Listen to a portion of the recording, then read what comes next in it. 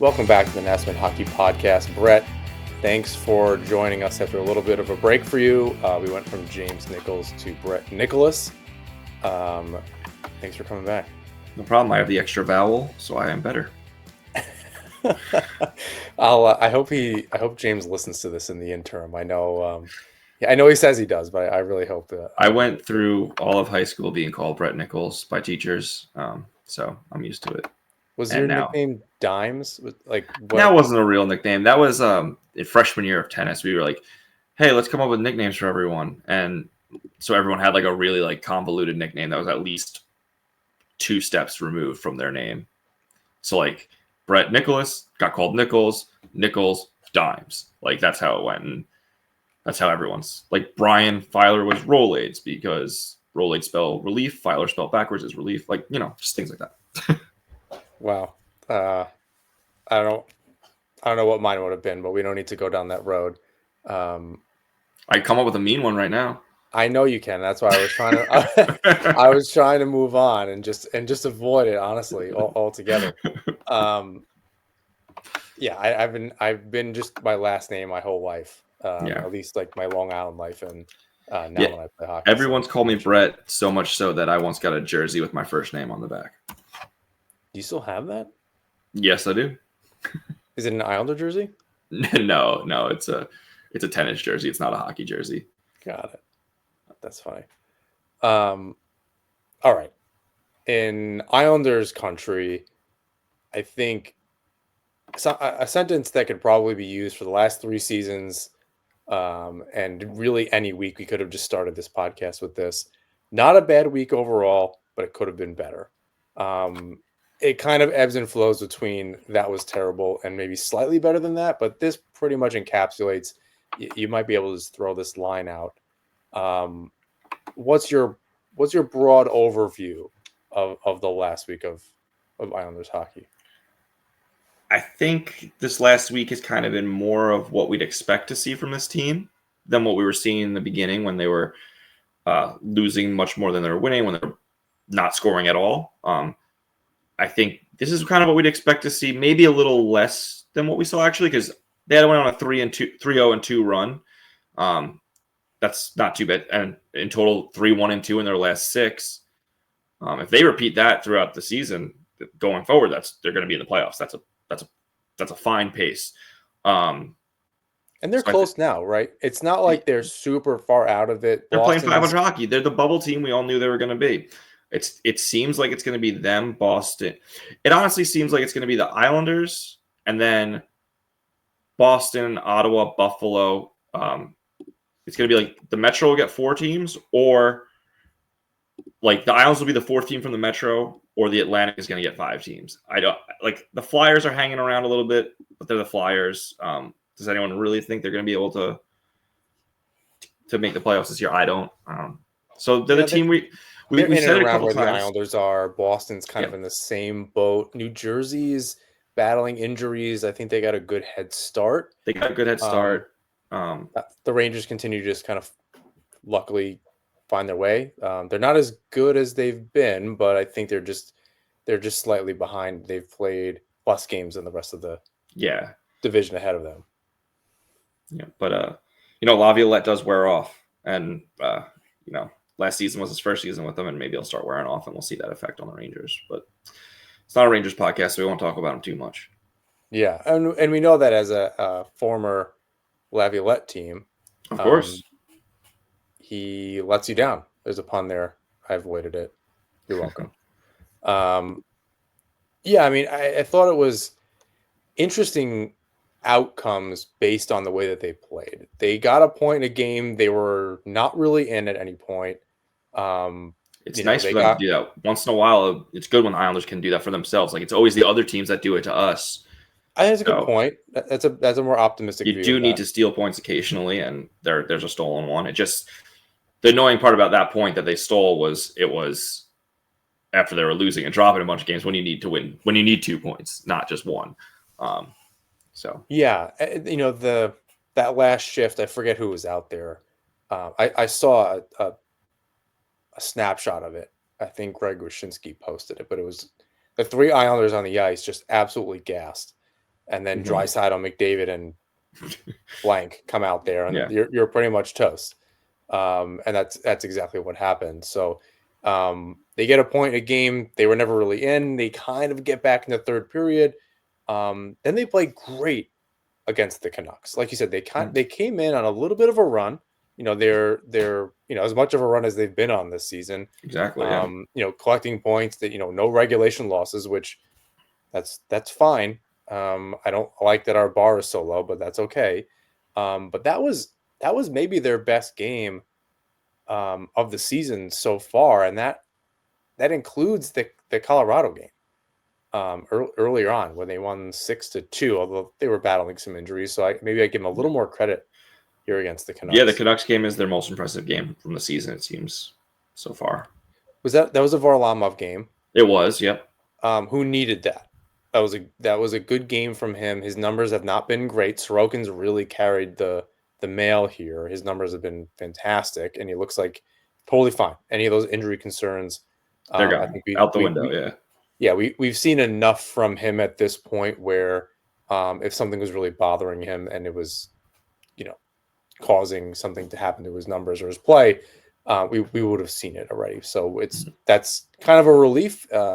Haven't heard too much about that from really Yep. anybody. I'm not on Twitter anymore, so I'm not really seeing that as much Islander stuff as I used to. But it's good that, No, that there's concerns the playing. discussion on Sorokin is definitely no one's concerned about it. It's the start of an 8-year contract, and any concerns you had going in, like, oh my god, do we have another DPH on our hands? He's fine right now, so let's hope he stays that way. But no back injuries. It's not that back injury is not affecting his play, so that's past us now. Yeah, so I was gonna look up Varlamov.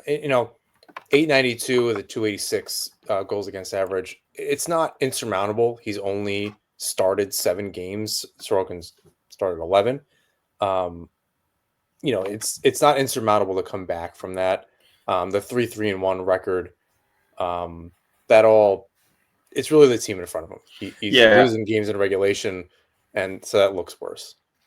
yeah. I never really look at a goalie's win-loss record. It doesn't really matter to me all that much. It's more about the save percentage, right?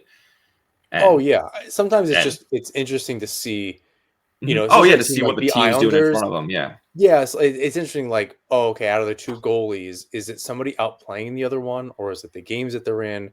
You look at the starts and all of that. So that's That's why I was like, I thought it was important and very good that he yeah, played against the Vancouver Canucks. Right, that's a good team on the yeah, other yeah, side.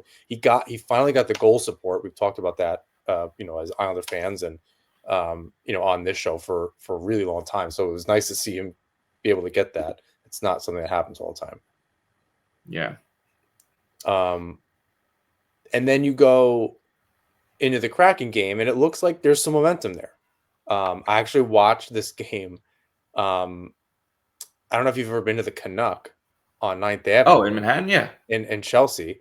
Um, I happened to be I was in the neighborhood. I was in town for work, and I went uptown and met my mom and stepdad for dinner over in Chelsea. And I got there a little early, so I had a couple pops at the Canuck, and the game was on. And I sat down just before Nelson scored that shorthanded goal, and it just Yeah. trickled in. And it looked like the Islanders, it didn't look like very clean, but it looked like it was going to be a good game. Yeah, Um, they outplayed the Kraken that game. But it goes back to something that we've been complaining about all season. They yeah, just have a letdown after goals. It's been not only complaining about since last year.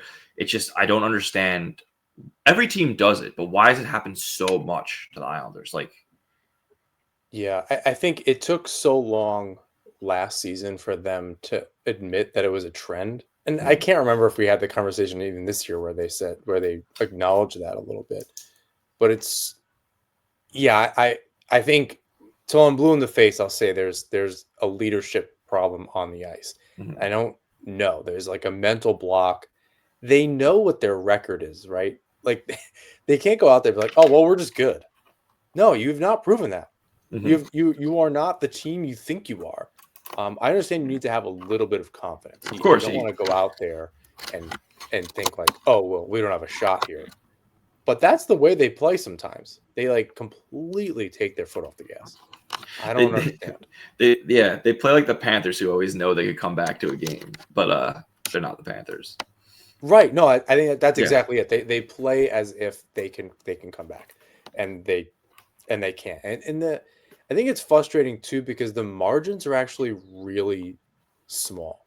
yeah. It's not like they're not losing often by 2 and 3 goals where they're clawing back or another team just has a great couple shifts and they're down by all of a sudden they're down by 2 or 3 goals.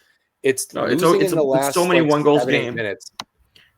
and, Yeah. and then it's and I mean, and it's the overtime loss too. Do you remember when Barry Trotz first came here, and it was part of Barzal like kind of having like a little they would do those like fake changes on in overtime, Mhm. and they'd win. They were like automatic in overtime when Trotz first started. Now it's the opposite. They're an automatic loss in overtime.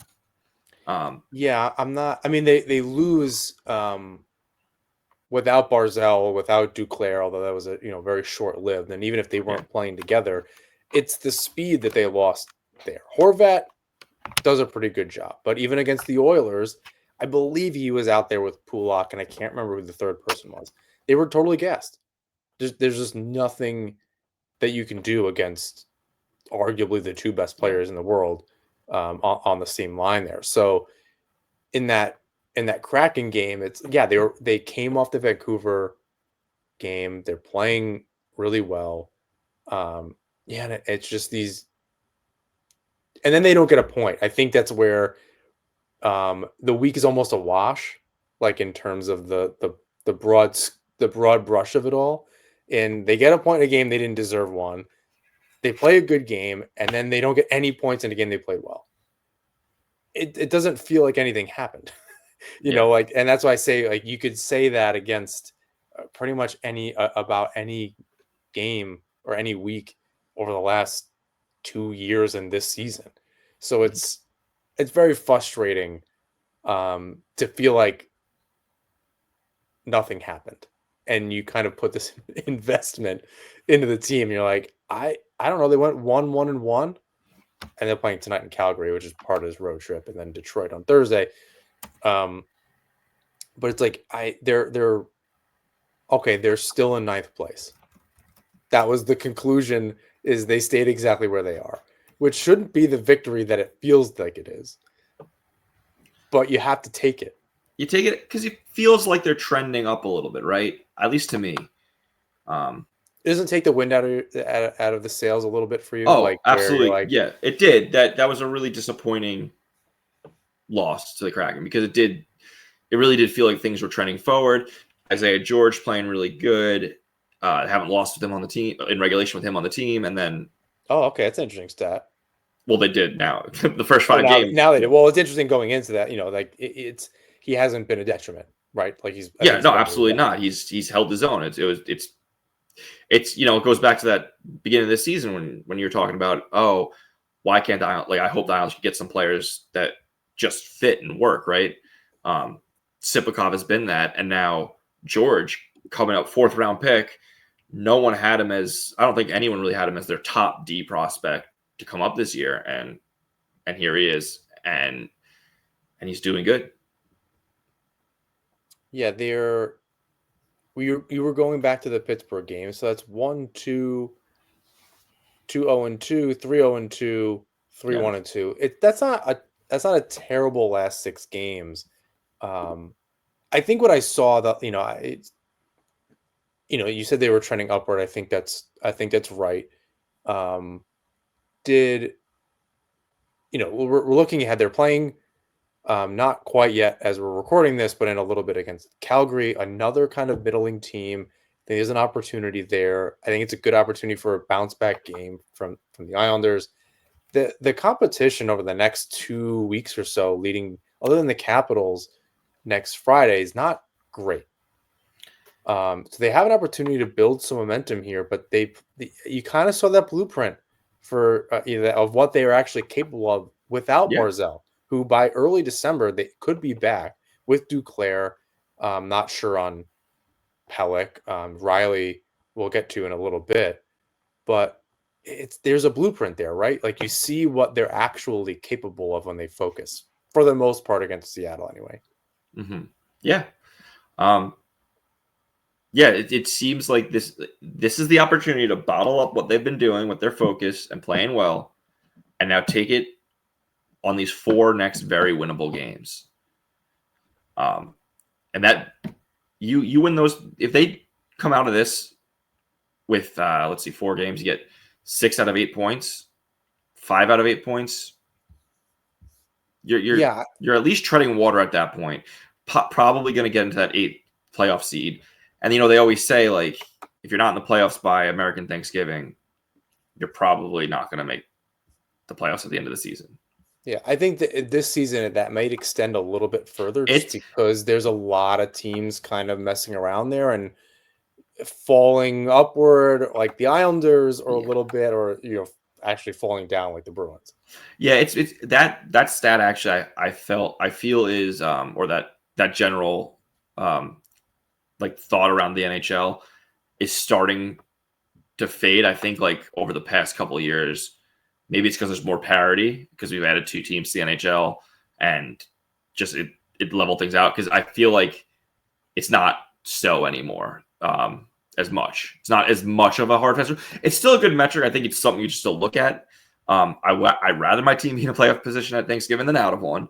So yeah, I would say about the 30 game mark, 25, 30 games is probably a good mark, is that if you get into a hole, it's way hard to crawl out of.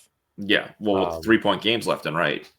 Yes, yeah, I think that's it. And I think it's interesting that parity comment, because I don't know that I believe in it as far as the middle. The good teams have stayed good and gotten better, and the bad teams are just so much worse. That mushy middle is, there are 3-point games around, and some of those lower teams are making the playoffs and they're switching in and out. But the good teams continue to be the same good teams, and are, when you look back at who's won the Stanley Cup the last 10 years, or who made the finals the last 10 years, it's a lot of the same teams. Yeah. So I don't know that I buy the parity for the entire league so much as I do for where the Islanders are, right? It's you're in that kind of like 6 to 9 seed, and its teams kind of get filtered in and out of that. Like for a while it was the Flyers, and now they're kind of out of it. New Jersey's been in and out of it. But it's largely the same clubs. I think the reason you're seeing a lot, I know you said like the last 10 years, but part of the reason you're seeing a lot of the same clubs that have been good, or like the elite teams have been the same, is also like because the salary cap got totally screwed up by COVID. Sure. And messed up a lot of teams. So there's certain teams that just happen to be in great positions, already good teams with already good salary structures in place, like the Lightning. And now, like, just as they're peaking, like other teams that were trying to build, all of a sudden their salary structure got blown up. So I think as we start to see the salary cap going up, and there's just a report that's going to go up even more next year, I think we'll see that parity come more into play, and we'll see we'll start cycling through teams making it further in the playoffs. Yeah, I hope so. I hope but that I also comes believe through like later on. Yeah. Like you said. Yeah, like the other thing with parity, I do like kind of go back to like you said, there's a lot of that mushy middle teams. I see that because whenever I look at the Islanders schedule and I'm like, all right, these are 4 very winnable games, I realize I just think there's only a couple good teams in the NHL, and all the other teams I think are in the middle. So that's why I always look at the schedule and go, all right, this isn't too bad. They could win these 4. And like, unless it's like the Hurricanes, who kind of have the Islanders number, the Panthers, like when I see those teams, I'm like, oh, that might be a schedule loss. But everyone else, I'm like, we could take them, because I just don't think there are that many good teams in the NHL. I mean, if you like by the numbers, and you're way more of a numbers guy than I am, in the Eastern Conference, out of the 16 teams, there's only 6 good ones, like that are far and away better, like clearly the playoff teams. Mm-hmm. And then Yeah. Maybe, yeah, I would say 6. I really don't think the Devils, Well, despite where they are that team. yeah. I think the Rangers kind of go in there. So I'll include the Devils in the kind of the lower half.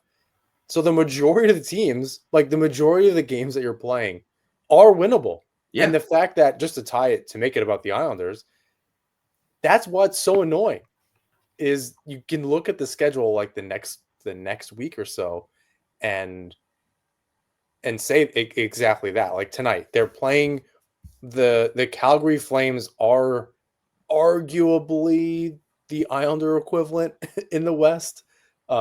Maybe that's kind of Edmonton-ish, but like Calgary in their last 10 are 4-4-2. I Yeah. don't know. That's not like they're not doing anything impressive. They're kind of just like keeping their way. They're a few points ahead of the Islanders. They've played the same amount of games. Like, I don't know. There's just not that many Yeah. The Flames wow had teams. a good start to the season, which was unexpected, and now they're starting to level off. And both teams 4-4-2 in their last 10. They're coming in. Islanders are a -6 in their goal differential. Flames are a -2. They're very similar teams. Yeah, and that's the point is like a majority of the teams are beatable. And that's what makes it maybe the most frustrating with the Islanders is we're very close to them. I think we know like our version of JG Pajot is better than their version, but we don't really know anything about their version of JG Pajot. So it's really hard to like in your head. Maybe they're more even. Like that game against Seattle, maybe that was how it was going to go, right? Because they're roughly the same team. They have the same amount of points. Um, maybe to your point, or maybe the point that we're both making is that parity. Every game is 50-50 because they're all the same. All those teams in the like 6 to 9 or 10 spot can all win and lose against each other. So the Islanders are maybe exactly where they're supposed to be. Maybe this is just the team that they are. It is the team they are. We've Yes, seen they've it. Yeah. established that pretty. But Yeah. I mean, like I don't expect more, right? Like they're going to make the playoffs in game 80 or 81, right? Yeah. It's not going to be like they're going to all of us in March, like okay, they're fine. Their schedule is pretty light. Like they're gonna not cruise into it, but like we see the path. It's pretty clear. We're not worried about it anymore. We're just waiting for the day, not if but when. As opposed to we have to wait for random Penguins goalie to blow it against Chicago so that it's just ridiculous. You just get to a point where like I'm sick of waiting this long, and then the players have even said as much. And yeah, it must be harder to play that than watch it. The 24-25 NHL season still has that new car smell, and the action is heating up at DraftKings Sportsbook, an official sports betting partner of the NHL. It's super easy for first-timers to get started at DraftKings Sportsbook. Try betting on something simple like picking a team to win. And if you are new to DraftKings, listen up. New customers bet $5 to get $150 in bonus bets if your bet wins. Download the DraftKings Sportsbook app now and use code THPN. That's code THPN for new customers to get $150 in bonus bets if your bet wins when you bet just $5. Only on DraftKings. The crown is yours. Gambling problem? Call 1-800-GAMBLER. In New York, call 877-8-HOPENY or text HOPENY 467-369. In Connecticut, help is available for problem gambling. Call 888-789-7777 or visit ccpg.org. Please play responsibly. On behalf of Boot Hill Casino and Resort in Kansas, 21 and over. Age and eligibility varies by jurisdiction. Void in Ontario. Bonus bets expire 168 hours after issuance. For additional terms and responsible gaming resources, see dkng.co/ice. There's nothing quite like the energy of a live hockey game, and this season, I'm gearing up to catch some live games thanks to Game Time. If you haven't used it, Game Time has a new feature called Game Time Picks. It's perfect for finding the best seats at the best prices.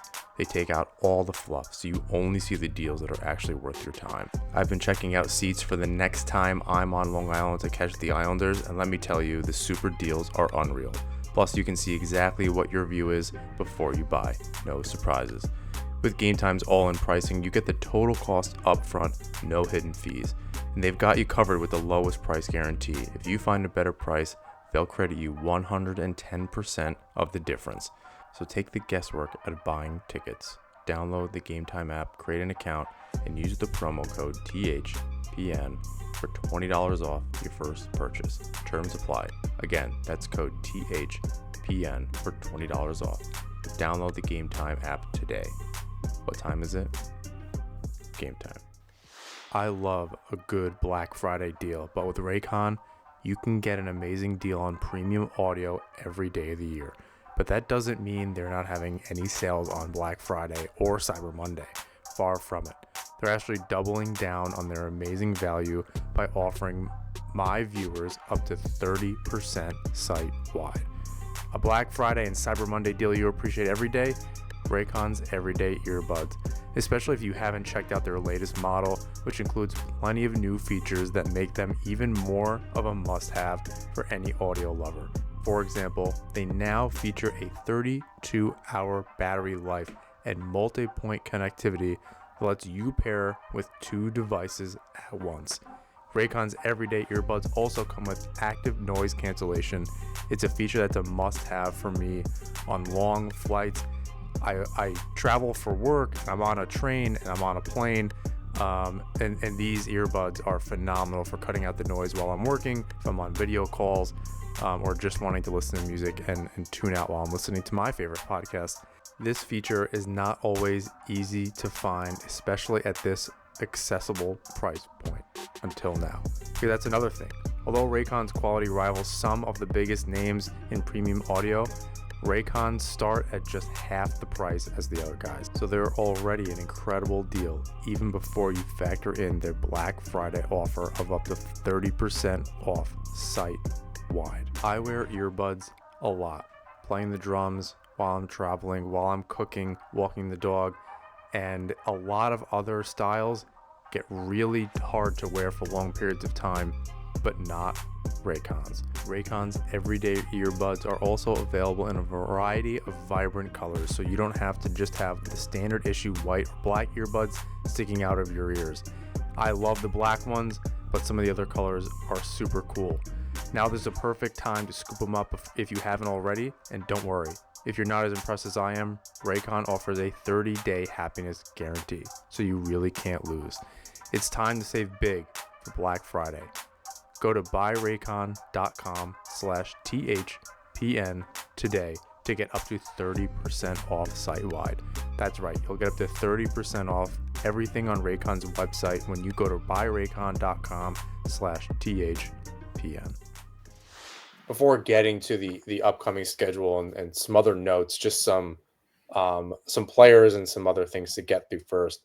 Anders Lee and Engvall look well. Engvall at very small sample size the last couple of games. He's looked usable. Again, very low bar with him. Yeah, I saw this. It was really interesting, and I'm going to steal some other fans' comment really that I saw on Reddit, but I thought it was. They took a clip of Engvall. He's down in the Islanders zone. He goes in deep into the Islanders corner, gets the puck, turns it around, skates it fast, blows by like 2 players on the other team. I can't remember who they're playing. Like goes into the ozone, shoots it directly into the goalie's chest, doesn't get the rebound, goes and plays soft in the offensive corner, gets bodied off the puck, and then the play goes the other way. And it was like a perfect encapsulation of what he is. Like he has the skills. He took the puck. He's fast. He skated out of the zone, which is what the Islanders need. They need people that can skate out of the zone. And then he just takes a low percentage shot and does not get the puck back because of weak play. So it's like these last 2 games where he's 2 goals in 2 games where he's kind of playing a little stronger on the puck. That's good. That's what we want to see. But I've been burned by him a lot. I don't trust him to keep doing it. Yeah, he is the New York Islanders, right? If embodied by a player, personified as a player, there's so much potential there, but they're just soft at most of the time. Yeah, you could see it. They show you these glimpses. They played the better part of of the last 2 games, and then you're still going to argue, well, they could beat Calgary, right? Like they're they're better. Like it's the same. You're arguing for the same thing. So that's an interesting comment to bring up, and you just hope that he can kind of continue that. Holmstrom has largely been the same thing. Mhm. After a really slow start, he's kind of back. I don't know if he had a 2-goal game recently, but he's been playing a little bit better, collecting some points as of late, which they desperately need. The question for both of those players is how long will it last? I have more faith in Holmstrom just given he's younger, and he put together a good half of a season last year, right?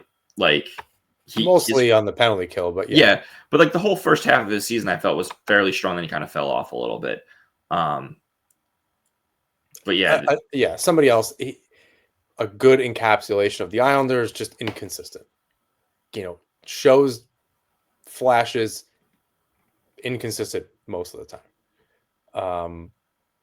On the I think on the better side of things, while I was watching that game, the Seattle game in at the Canuck, I was so impressed, and I watched the game, and I think in one of the intermissions they showed a little highlight package of Isaiah George, and from that game and a few others, and his poise, and I was trying to look for it, and I know you'll know this, the Seinfeld episode where Kramer is in charge of somebody at the beauty pageant, and he's yelling poise, yeah. poise, Yeah. and that's what I thought of when I saw him. I was like, the kid just has poise with the puck. He's not afraid. I think there's a lot of those kind of middling, not NHLers that the Islanders have brought up in the past, that the puck is like a hand grenade. They can't get it off their puck quick enough.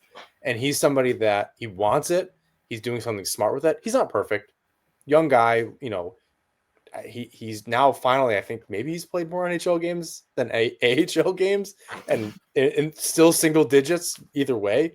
So you're talking 10, maybe 12. I don't have his stats in front of me. Yeah. He's played like 12 professional games, let's say. Looks great out there for 12 professional games. Like a much brighter future for, like you said, a 4th rounder than we thought. But someone that's going to challenge other NHLers on that roster for a spot by the end of the season or sooner. But it's that poise of the puck. He's playing like a pro. Yeah, he has. So yeah, he has 4 AHL games this year and 6 NHL games, and that's it for his career. And he is a -4, so like it's not perfect. It's not perfect. Like, and -4 in 6 games. That's not perfect. And -4 is everyone knows plus minus at this point is a flawed stat, but it does give you a decent picture, like holistically, if you just look at it. Is he playing with Dobson the entire time? I'm pretty sure they're the pair. So he's not the best. He's not the best player to play alongside as far as that stat's concerned, because as the Islanders anxiety guys like to say, he's on his phone, not paying attention. So that's not exactly the pairing that you'd hope for, but because there's no protection, he's just out there. For the most part, I like what I'm seeing. Yeah, no, him able to come in and play a role, like successfully help this team, is big because I don't know if you want to talk about Riley now, or if you want to hold it off, but like Riley has been serviceable in his time here, but he hasn't been great, and that head injury he had was scary, and it turns out to be a slight blessing in the sense that now they find this heart issue, which I haven't read too much up on it. I'm not sure if it's the same as like Pepperly. Remember when he like passed out on the bench? I'm not sure if it's the same condition. It's been happened a couple times. You never want to see that in a game. So it is nice, or it's good that they found they're able to fix it. And he'll be back to normal and just be like, it won't be like nothing happened. So you can come back to the NHL and play games, but it feels like Isaiah George might have a spot now, and that I'm totally fine with that, and I like that. Yeah, it's better than Grant Hutton. It's better than everyday Chalowski. So getting that back together, I'm sure they'll find a way. Mayfield's been up and down. I'd hate to burden George with Mayfield as a pairing just to shield him a little bit. But yeah, -4. I haven't looked at his underlying numbers. I don't know if they're good or bad. Next to Romanov Dobson was pretty good. Mhm. So you don't want to break things up too bad, but it may be time to break up Pulak and Pellick because they've been less than ideal. So there might be something there. Pulak George, I mean, I don't know. If Pulak can just stay in his own zone and not worry about shooting the puck so much and getting into the play, and just kind of be a little bit more stay at home. I can't remember. George is a lefty, if I'm not mistaken. So it's I can't remember off the top of my head. So it's the pairings are a little wonky right now. You kind of have to find what's going to work and what's not going to work. I do hope they keep him up though. 100% on Riley. Very happy they found this. It has happened a few times. It's with a lot of athletes post COVID. This seems to be happening. There's I'm not a doctor. Making the connection is pretty easy. I wonder what the truth is there and what the science is saying, but it is very strange. A lot of seemingly very healthy people are having some heart issues and some different things. So it's you hope that it's not a trend, and that it just continues to be rare. But yeah, and to be clear, you're not saying it's vaccine related. No. Thank you. Yeah, just to be clear, you're not. Yeah, dumb. we're you're not dumb. Well, yeah, I know better than to dive too deep into that on the show. You can follow my personal page for some of those opinions, but yes, thank you for clarifying that. Yeah, from the actual contraction of it. But just to steer away from this touchy subject, you mentioned Mayfield, and this is like not even an important thing to talk about, but it just makes me laugh. I think Mayfield owes Siplikov a dinner right now because Mayfield is the guy we always complain about taking dumb penalties. And he always leads the team in penalty minutes, but Siplikov has him edged out right now by 1 penalty minute. The kid, every time I look up, he's in the box. Yeah, and it's I think just he's 26, he's frustrated. It's that, and he's on smaller ice now. He's learning. He's playing a North American game. This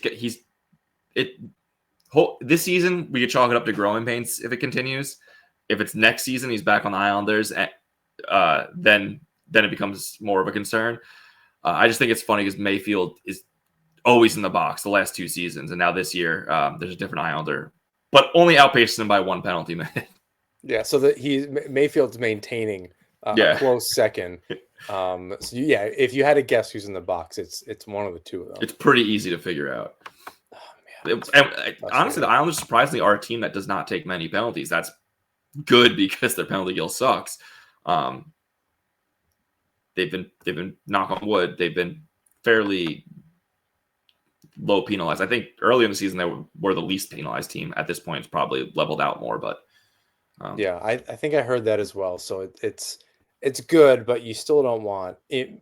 Well, Mayfield's a good penalty killer, so it's hard to see him in the box there. But he's not always. He's making some bonehead play otherwise. That's why it drives me nuts when Mayfield fights. Because it's like, why are you taking a defender out of the game for 5 minutes when you have a bunch of injuries?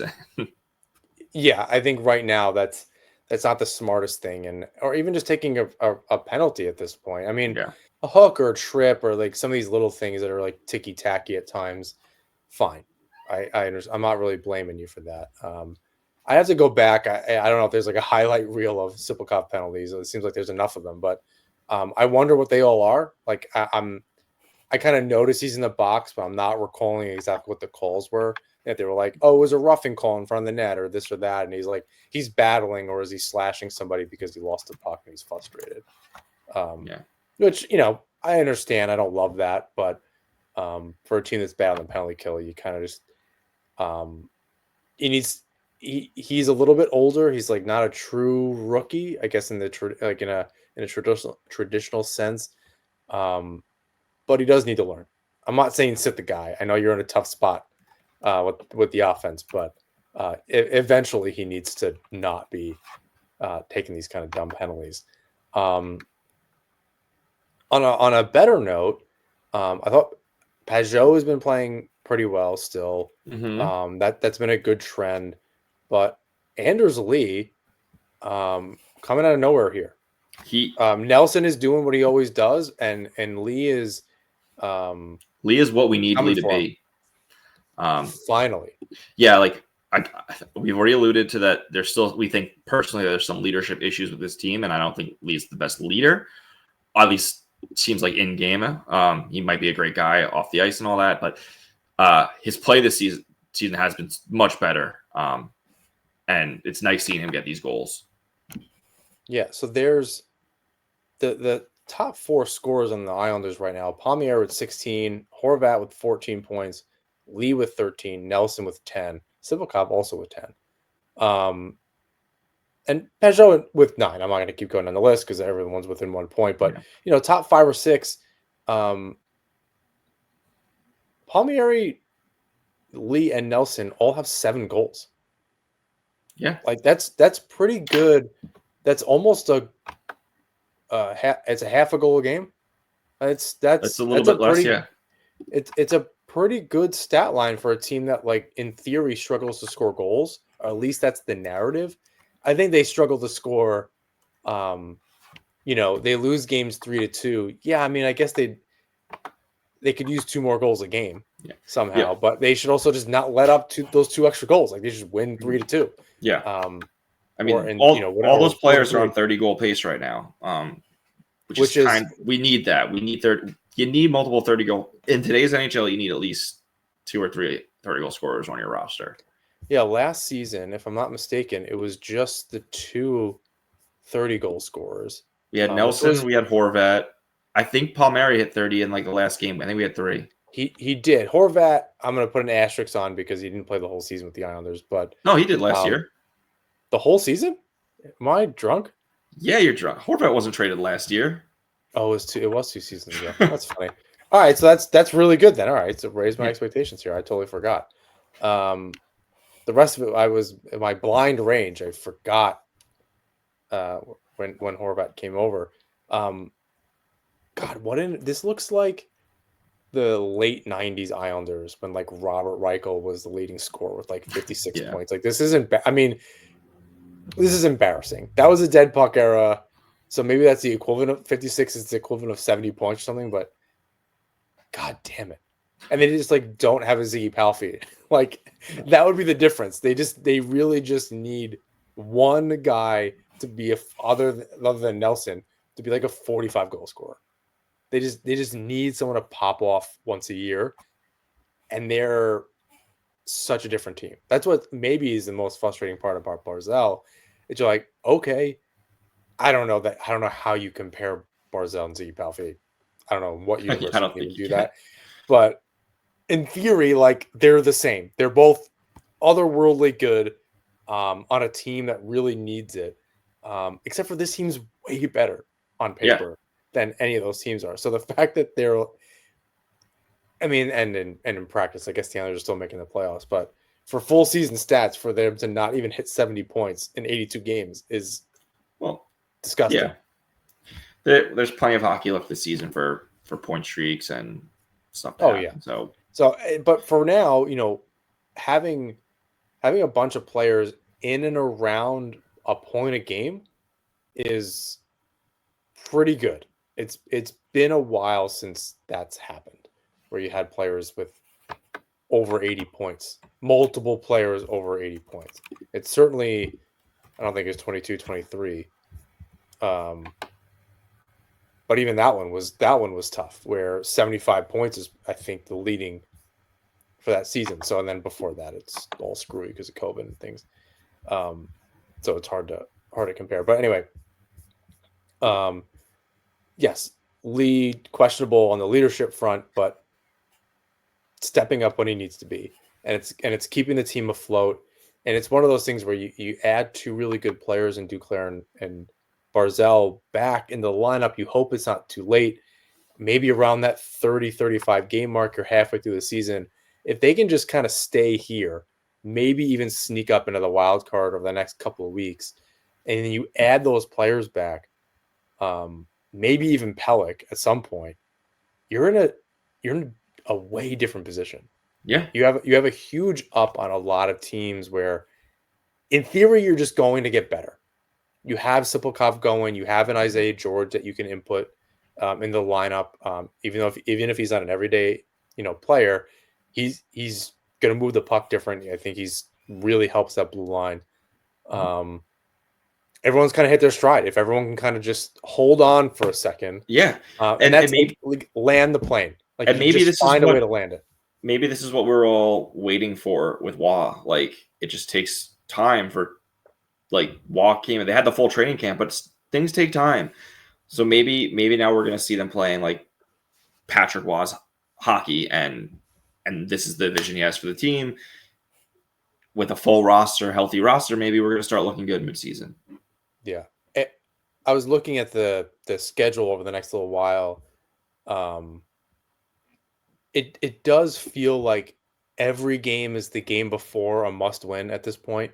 Like they're always playing on the cusp of that being the case. And I think that's what gets exhausting.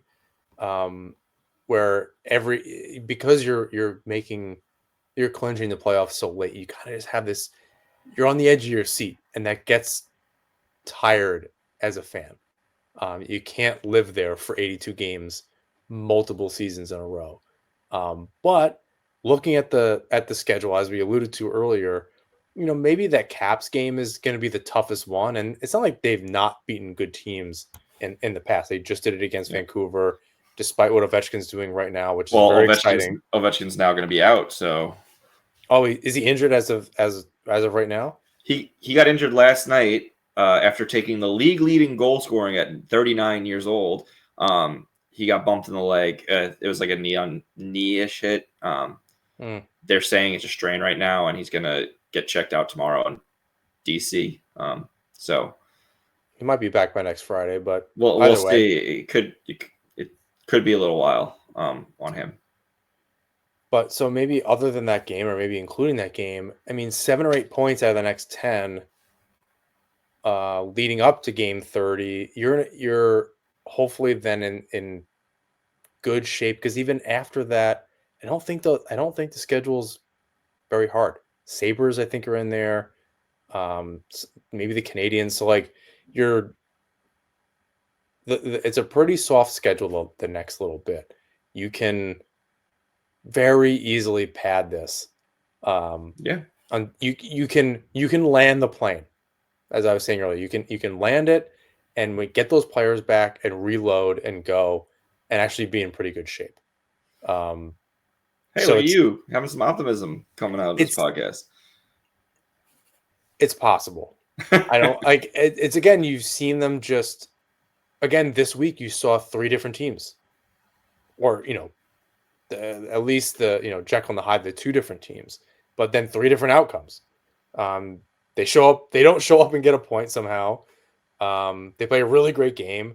They continue that and then don't get any points. And you're like, who's gonna show up tonight? And it's very hard to predict, but it's very doable over the next little while. The Western swings are always hard. Yeah. You never the Oilers did just make to the Stanley Cup last year. Vancouver's been pretty good. Seattle is up and down. But they're in and around the Islanders ilk, as far as in the standings. So it's nothing's like surprising. Like you said, the parity comment I think was pretty good conversation, because it's the Islanders are exactly who they are, and they're a 6-10 team, and so are most of the teams that they're playing, or worse, right? So like you're all pretty they're all closer together than they are to the top teams. So every night is anybody could win, which is frustrating and annoying, but be better. I don't know. You're professional. You get to make that decision, New York Islanders. That's completely up to you how you want to show up every single night. We were talking before. They play the Boston Bruins. So by the time you're hearing this, it's a week from now. And they just fired their head coach because they're flailing, as we mentioned earlier. And their new interim head coach is Joe Sacco, who is a former Islander in the late 90s. And of course, I had to jump in a rabbit hole because every time I see something like that, I have to look at the rosters at that time. And I always have this, I always like to dig into players on the roster. And I love the Islanders Anxiety show that they do, Weird Islanders. And in speaking with Dan and Mike some time ago, I had a slightly different take on what a Weird Islander was. And for me, it wasn't that they played so little games. There were some players in the 90s because there were so many different players in and out that played like 6 games or 1 season or whatever. And a player that I always come back to, just because I was looking at the roster and this player was on it when Joe Sacco was there, was Rich Pilon, who was one of the rare Islanders that played like the entire decade on the island, like coming from the late 80s through the late 90s before finally getting traded to, I think, to the Rangers, before going on a little bit of a tour before the end of his career. So my take on the weird part is, especially specifically for the 90s, were those players like Rich Pilon that made it all the way through. And it's really rare for that. There weren't a lot of players that played. He was a top 5 games played player in the 90s. And it was like number 2. That's like all I like don't remember much about. I just remember him wearing number 2. I feel like he was all shoulder pads. I remember him as number 47 and number 2, but he was 47. I don't remember that, but that's a great number. It is a great number because that's what I wore when I played for Station. Yeah. But I think I can't remember the order. I feel like I remember. I don't know. I can't remember which jerseys it was in. I mean, but he was on the Islanders for a really long time. A really tough player. He spent 12 years with the team, 500 games. Yeah, top heavy player physically, not in the scoring department. So I thought it was interesting. I always kind of dive into those weird little stats. Yeah, well, Joe Sacco wasn't much of a offensive powerhouse either for the Islanders. I mean, look, I don't want to make fun of anybody in the NHL because I play beer league at 10 o'clock on weeknights. But yeah, I mean, he played the NHL, which is great. But yeah, wasn't a super great player. But then obviously I went through the down the rabbit hole, like who played the most games from 1989-90 to 98-99. Derek King, Scott LaChance, that one surprised me. Mick Vakuda, Rich Pilon, Patrick Flatley. Then then it's just a bunch of random names from there, but that you can kind of guess. But I thought Pilon would have been the top one there, but he's pretty close. How many games did you say? I had 438, but maybe it's more than that. I had 509. Oh, so it was a hockey reference. Yeah, it was one of the most in the 90s. So that's when I think of Weird Islanders in the 90s. That's what I think of. I think it's funny. Yeah, maybe some of those games weren't in the 90s from Rich Pilon. Did he last in the Islanders past 1999? No, I think maybe he was on there. I mean, 12 seasons. That makes sense. So maybe those last 2 seasons. He got traded to the Rangers in the 99-2000 season. So okay. Yeah, it was a lot of games, and that's very strange that somebody lasted that long somehow and kept signing on the Islanders. He played with this is crazy. He played with the last of the early 80s Stanley Cup teams, and then Ziggy Palffy. Yeah, he was here. That's I don't have that first roster that he played on in front of me, but it must have been crazy. Like that slow change over time through multiple iterations of who that team was. But it must have been crazy. It would be a great question to ask him if someone has access to Rich Pilon, who most of us think about all the time. Any closing thoughts here? We thought this was going to be a quick one. We managed to have a lot to talk about, even though these games are hard to watch. Any closing thoughts? Because show's taking a break next week. because it's my birthday. And I don't feel like being in front of a computer. I'm going to go out and enjoy myself. Yeah, I don't have too much. Yeah. I think we covered everything I want to talk about. Like I said, we got 4 games coming up this week. I think Red Wings, Blues, Red Wings again, Flames. They're all winnable. So let's go 4-0-0 before Monday.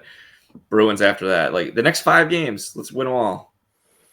Yeah, like I said, 7 or 8 points out of the next 10 would be. Do you think Waz told them that to win all 5 of their next games? I mean, it's a bold strategy. I don't know. Maybe he's thought of it. You'd like to think that he did. Okay, I'm gonna DM him on Twitter. I'm sure he's checking it. I don't think he has a Twitter. While he's online at Bagel Boss somewhere in Merrick or whatever. Patrick Waugh checking his DMs on Twitter. Oh yeah, I should just tell him win the games. Wait, let's see.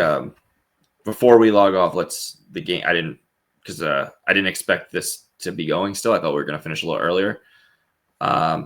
It's 0-0, 3 minutes into the Islanders game. So let's go watch it. Yeah, let's go watch the at least the first period because we're old and we go to sleep. But yeah, we'll go watch the game. You'll know more. You know more now as you're listening to this than we do. So hopefully they walked out with a win, and you're starting your Wednesday or Thursday with an Islanders win in the back of your pocket. And yeah, Islanders are 0 for 1 on the power play. What a surprise! Breaking news: power play, special teams still not good. They good of a way as any to end the show. Please rate, review, subscribe wherever you listen to or watch the show. You can follow us on Blue Sky or on YouTube at Nassman Hockey. It's nassmanhockey.bsky.social on Blue Sky. It's nice over there. We're getting a good little following for the podcast. It's a little bit cleaner. All your favorites seem to be making the migration over to bluer skies. So check us out there. Not going to be super active, if not inactive on Twitter moving forward. So find us there. You can follow whatever we're talking about during games. You can also subscribe to NHB the blog on Patreon. Maybe in lieu of a show next week, I'll do a little bit of write-up because I have off from work. It's all a little bit more time. And until next time, let's go on others.